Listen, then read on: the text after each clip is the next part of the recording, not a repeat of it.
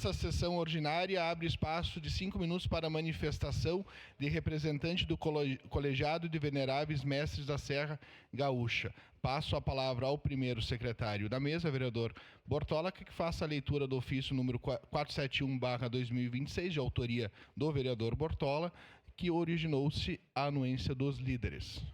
Pois não, presidente, os vereadores líderes que o presente subscrevem, observadas as disposições regimentais, solicitam espaço de acordo de lideranças da sessão do dia 20 de agosto de 2026 para o colegiado de veneráveis mestres da Serra, CVMS.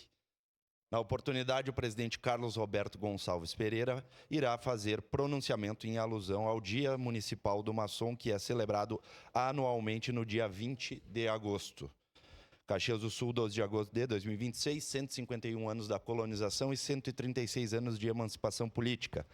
Assinam eletronicamente este documento os vereadores Alexandre Prestes Bortoluz, Sandra Boneto, Cristiano Becker da Silva, Aldonei dos Passos Machado, João Josemar Uespes e Juliano Valim Soares. Seria isso, presidente.